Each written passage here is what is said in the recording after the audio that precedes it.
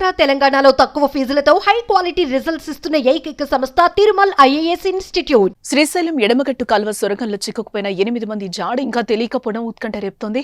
3 రోజులుగా సహాయక చర్యలు కొనసాగుతున్నాయి. కానీ ఆచూకీ దొరక్కపోవడంతో కుటుంబ సభ్యులు ఆందోళనకు గురవుతున్నారు. మరోవైపు సహాయక చర్యలు కూడా కఠిన పరిస్థితులు ఎదురవుతున్నాయి. 130 మంది ఎన్టీఆర్ఎఫ్, 120 మంది ఎస్డీఆర్ఎఫ్, 24 మంది ఆర్మీ, సింగరేణి రెస్క్యూ టీం నుంచి 24 మంది, హైడ్రా నుంచి 24 మంది సహాయక చర్యల్లో పాల్గొంటున్నారు. కానీ వారి ప్రయత్నాలైతే ఫలించటం లేదు.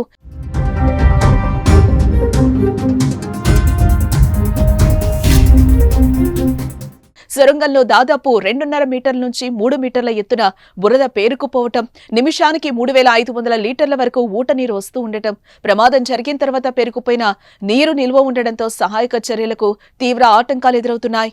సహాయక చర్యలకు ప్రధానంగా బురద నీరు అడ్డంకిగా ఉండడంతో డీవాటరింగ్ చేయడం సవాల్గా మారింది. ఇప్పటికే డీవాటరింగ్ కోసం అక్కడ 150 హెచ్పీ సామర్థ్యం కలిగిన మోటార్ ఉండగా మరో 100 హెచ్పీ సామర్థ్యం కలిగిన మోటార్ను బిగించారు. నిమిషానికి దాదాపు 4500 లీటర్ల నీటిని బయటకు తోడుతున్నారు. అంతా బురదగా ఉండడంతో పాటు టీవీఎం యంత్రం పైభాగం కుంగిపోవటం, ఇతర పరికరాలు అడ్డంగా ఉండడంతో ముందుకు వెళ్లేందుకు సవాల్ ఎదురవుతోంది. టీబీఎం యంత్రం సమీపం వరకు చేరుకున్న ఆర్మీ, ఎన్డీఆర్ఎఫ్ బృందాలు పేర్లు పెట్టి పిలిచినా చిక్కుకుపోయిన వారి నుంచి స్పందన అయితే రావడం లేదు.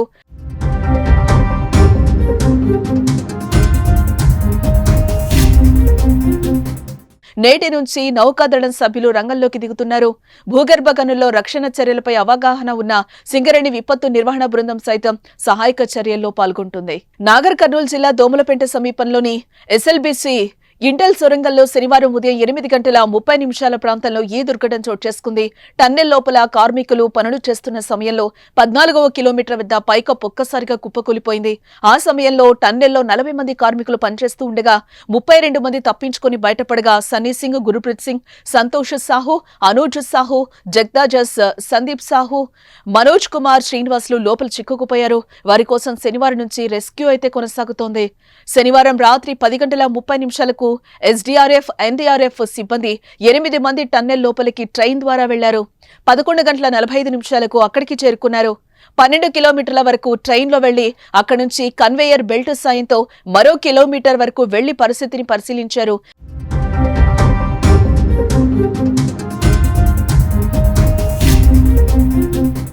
దాదాపు 300 మీటర్ల నుంచి 400 మీటర్ల వరకు మట్టి, సెగ్మెంట్ బ్లాకులు, ఐరన్ షీట్స్, టన్నెల్ సామగ్రి పేరుకుపోయినట్లు గుర్తించి రాత్రి 2:30 తిరిగొచ్చారు.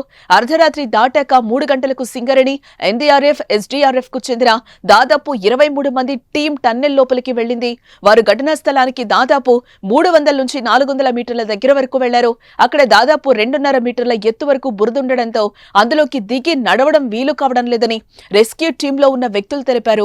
24 గంటల షిఫ్ట్లు వారీగా 3 రోజుల పాటు సహాయక చర్యలు కొనసాగిస్తూనే లోపల ఉన్నవారు బయటకొచ్చే అవకాశం ఉందని కొందరు తమ అంచనాలు చెప్పారు. వారు ఆదివారం ఉదయం 9 గంటలకు తిరిగొచ్చారు. 10:30 గంటలకు ఆర్మీతో పాటు ఇతర సహాయక బృందాలు లోపలికి వెళ్లాయి. మధ్యాహ్నం 1 గంటకు మరో బృందం లోపలికి వెళ్లగా వారితో మంత్రి జూపల్లి కూడా లోపలికి వెళ్లి పరిశీలించారు. సాయంత్రం 6:40 మంత్రి జూపల్లి కృష్ణారావు టన్నెల్ నుంచి బయటకొచ్చారు. ఆదివారం మంత్రి Uttam Kumar Reddy JP guest house కొచ్చి అధికారులతో సమీక్ష నిర్వహించారు. రెస్క్యూ బృందాలు చెప్తున్న మాట ప్రకారం ఈ రోజు వారిని గుర్తించే అవకాశం ఉన్నట్లుగా తెలుస్తోంది.